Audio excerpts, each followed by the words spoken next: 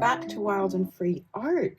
Today I'm going to take you with me on a new little project that I want to work on. So I found this beautiful thing in a secondhand shop and I just loved the cover. I loved the color. It only cost £1.79 and everything about it, like the green sprayed edges, everything. So of course it inspired me to pick her up because she needs to have a makeover, I think. And I decided to give my hand at an altered book. So a full proper altered book journal this time. So I'm not cutting anything out of the spine. I'm not going to be sewing in new signatures or anything. What I am going to do is I am going to use the book itself as a base to make a journal. So that's how thick it can be. And of course, I'm sure she'll get a little chunky. I already know that she's going to be called Fiona because that's the name of the story that is in her. And I want to keep as much of this beautiful green as possible. So the pages that I'm going to have to remove, I'm going to keep to the side and I'm going to use them to make bits of ephemera and part of the decoration. So when you're making an altered book, from the videos I've seen, because this is my first time, you usually have to remove quite a few pages. And a lot of the books that people have used have been glued in to the spine, but this one is not glued in. This has been sewed in to signatures, which I did find the middle of them at one point. No, did I miss it? Oh my goodness. There it is. Okay, so you could see that these are sewn in. So the reason a lot of people use the glued in pages books for the altered books is because when you tear a page out, it stays torn out. There isn't a corresponding half of it on the other side. But that being said, I'm pretty sure that we can still make this work. So my idea is, my first thing I need to do is to thin this book out. So what I'm going to do is I'm going to find the middle of each signature in order.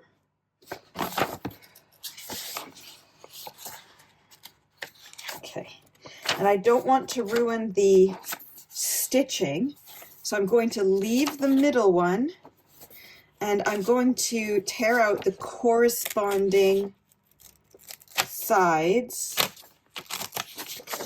So that one comes out and that one should just slide out. There we go. And that's the corresponding side of what I'm going to take out. How many pages are in each? 18. So that would be, sorry, my math skills are lacking, 36. So I know I want to keep the first page, obviously, as it is. And I think I'm going to keep this for sure. And this, because I like it. Then these can be glued together. So I think I'll just take out 2 sets from each signature at this point. So I've taken out that set right behind the middle one, and then I'll take out the set. I'll skip one and take out the set that comes after that. For now, there's going to be a lot of gluing pages together and all sorts to reduce it, but this way we've already made a little bit of space. I don't know if you can see that. So I'll take that, skip ahead to the next signature here, find the middle.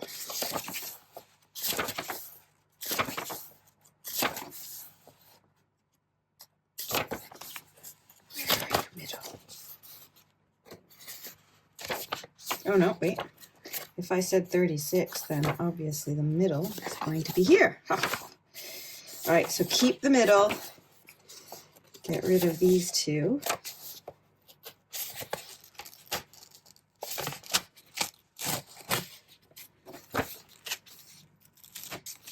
Okay. Skip one. Skip one here. Okay. And then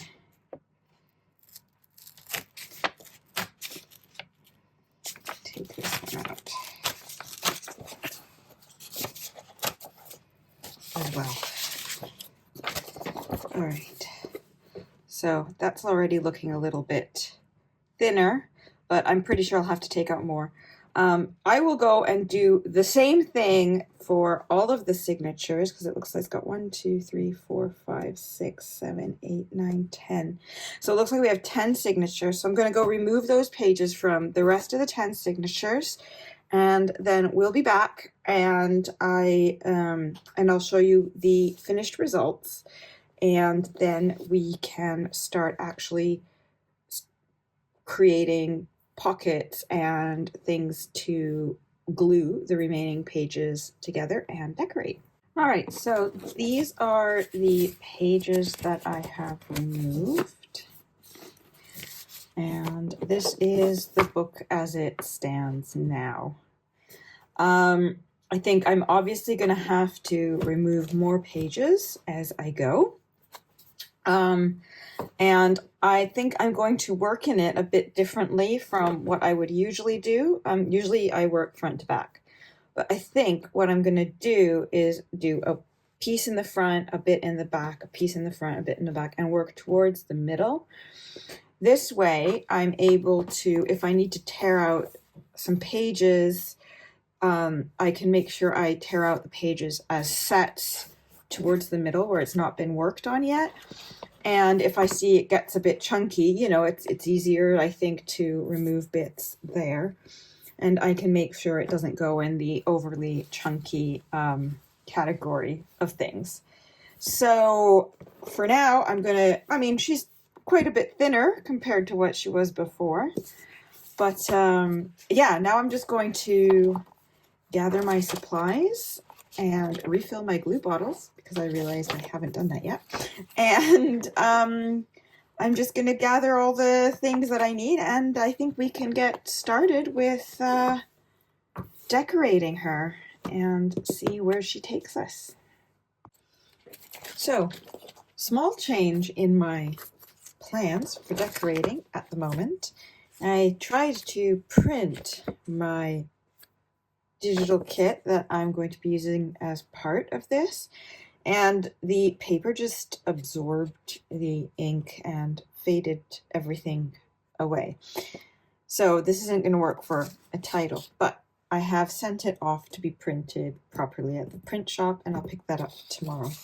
However, this hasn't stopped me from playing around and seeing if I can find the way I want to frame this.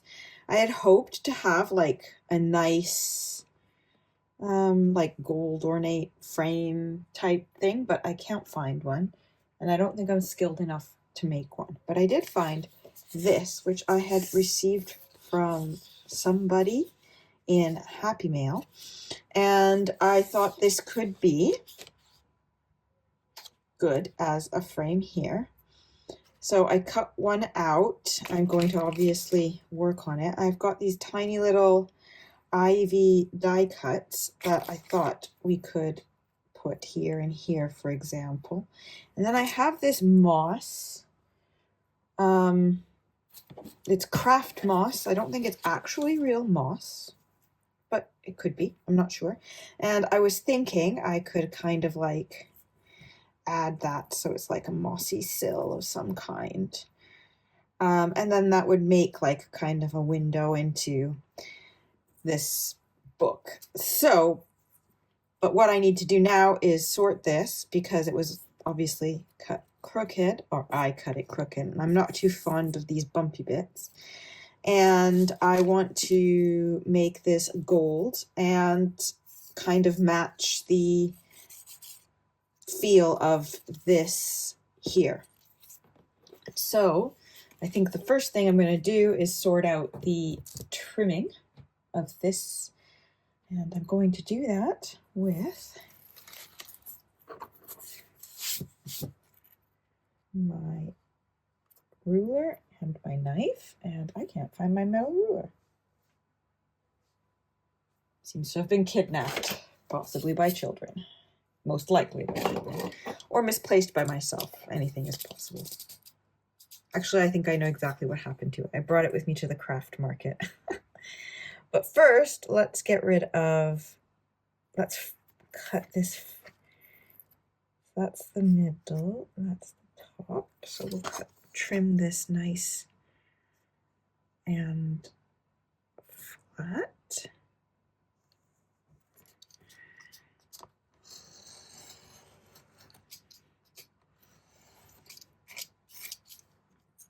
Okay. That's nice. Okay. I think I'll leave the bumps for now. They're going to be covered up anyway. But I am going to give this a little trim, as my cutting job leaves quite a bit to be desired. Okay, now it's time to do some painting and some texturing.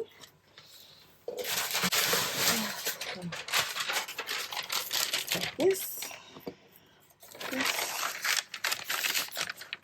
and these, and try and get them to kind of match the colors of this.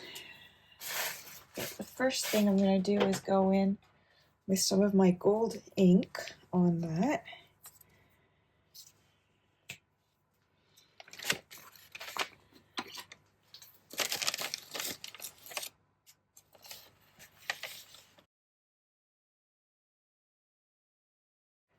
That'll do for now. I'm going to probably do another layer on it once it dries, or get it with gold paint.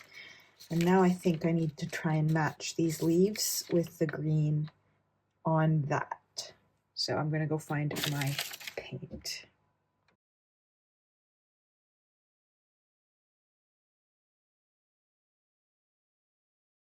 Probably would have been smart to go over it with some gesso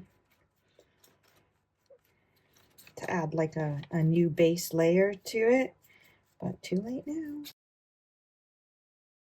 So what I'm going to do now is leave this coat to dry and then come in and try and do another layer to see if we can get these similar-ish in color to that. So we'll be back shortly.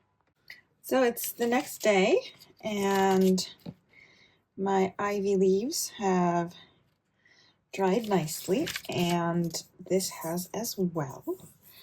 I want to give it a bit more of an aged look, so I'm going to pull out the old Rub and Buff, as you do, and get just a tiny bit, if I can, on my finger. And just go over the edges and the ridges.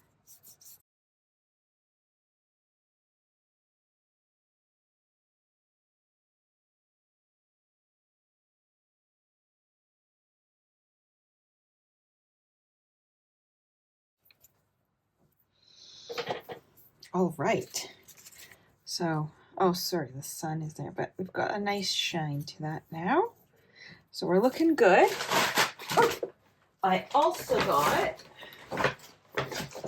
my print back. And I had this one. What a difference, huh? Look at this. So I also had her printed out on some glossy card. And I'm going to glue that there, I think. And then I've just got to figure out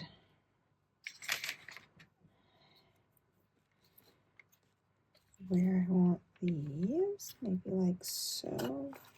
And am I going to go with the moss now that I've seen her? I might do. So before I put all of that on, I'm going to use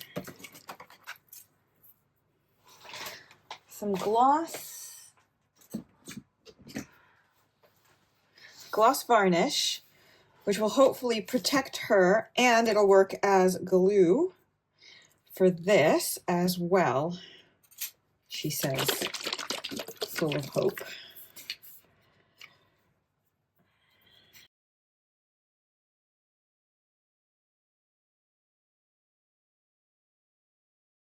And then I'm also going to add some glue onto this as well. Once I find my glue, here it is, just to add extra stick.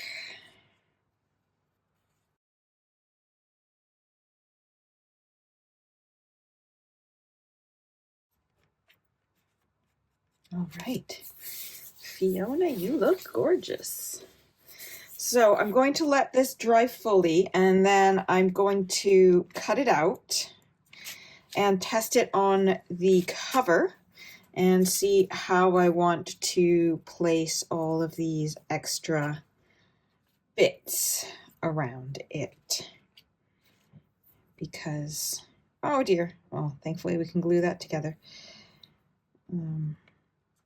So I want it to look good. I really like that one there, so I'm pretty sure that one will stay. I'll have to see about this one.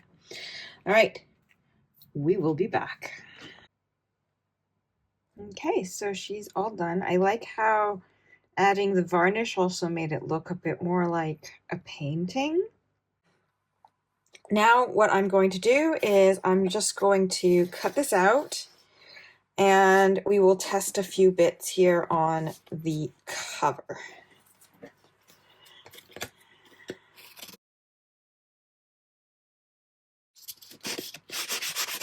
Just give her a little sand.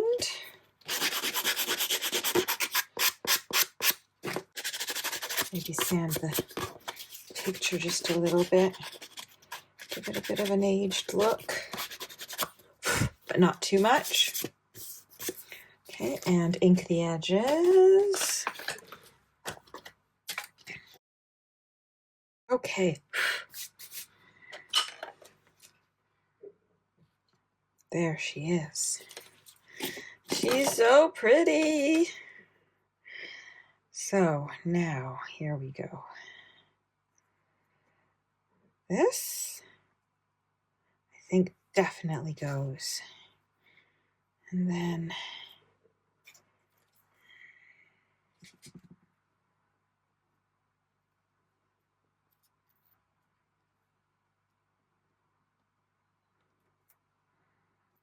like that. And then, let's see, moss. Oops, that's not part of the deal. Do we have moss? Do we go for moss? Do we cover it with moss?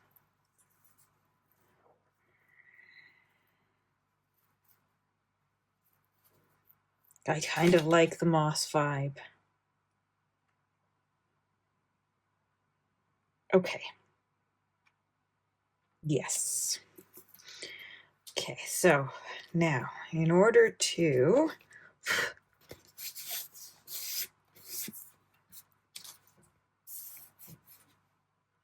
I'm also going to be putting a hole in here for a closure, but I want to be sure that that's properly stuck on. So I'm going to do a combination of matte gel medium and my E6000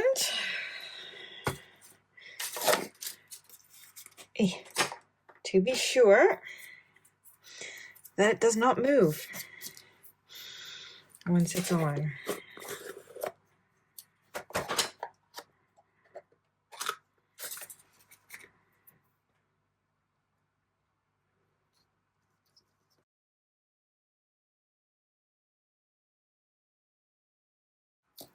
Okay. Now,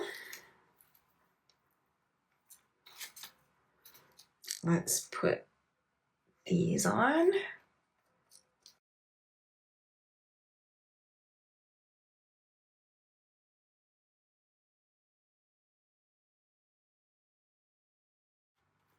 Oh my gosh, that looks amazing. Okay, there she is. I'm going to let this get a full dry before we start adding the closure. And then after the cover is sorted, we are going to call that done for today's video. All right, she's nice and dry. How amazing does she look?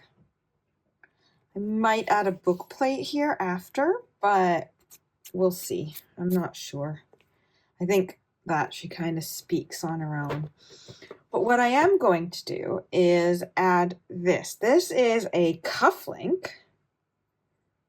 See, that slid in here. And I found it in a random box of buttons that I got from the secondhand shop.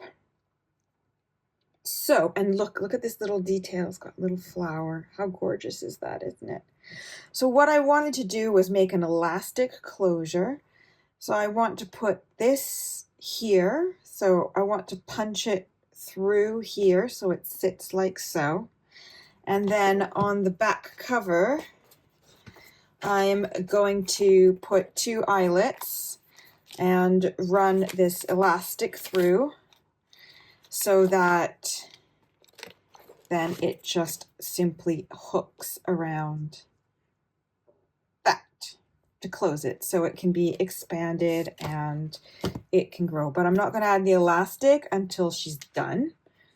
And then also if the elastic breaks, she's easy enough to replace it. So it's not a problem. I'm not going to add the elastic until she's done because I don't know how chunky she's going to be. So right now, all I'm going to do is work on trying to get this through here onto this side.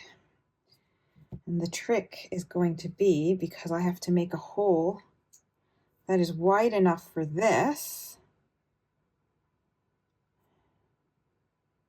and then find a way to kind of close it. Well, I'll probably just glue something with the glue to get it through. I wish these things came apart. It would be so much easier, wouldn't it?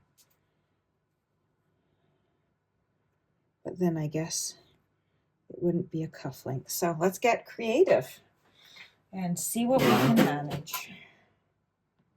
All right, phase 1, I think, is going to be to punch the first hole through the cover. So we're going to open you up.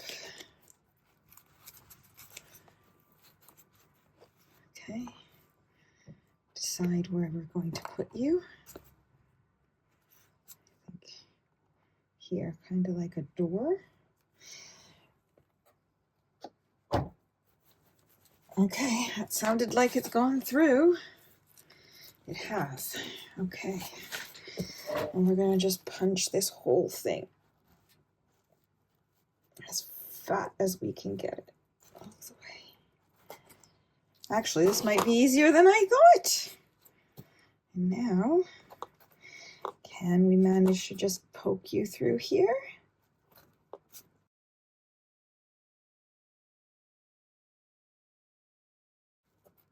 Oh, yes! We did it! Look at that! She's in. Okay. And that's actually not even that bad on this end. So I'm just going to give that a little poke through. I already started decorating this morning. I had my local junk journalers meet, and so I already started working on it a little bit. But yes, this is going to work. So now I'm just going to use my sticky metal stuff, glue it on, add some glue on this end.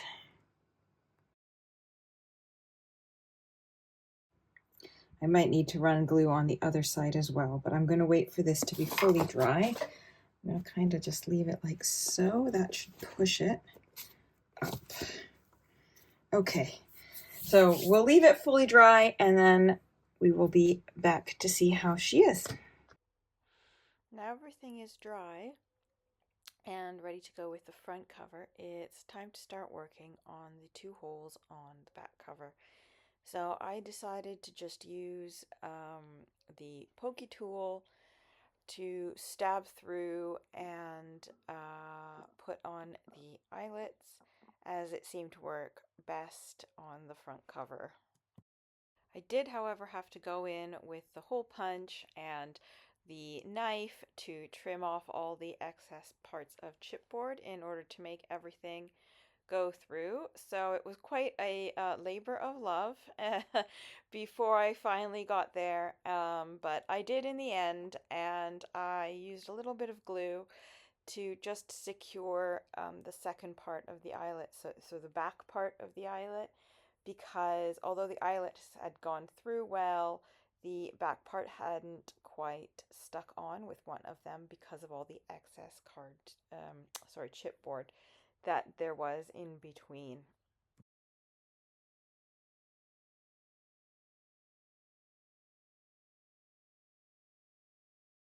I hope that you enjoyed this part 1 of my attempt at making a fully altered book. If you'd like to see part 2, that should be coming out next week, where we're going to make all the pockets and tucks. Thanks so much for watching. I hope you all have a wonderful day. Bye bye.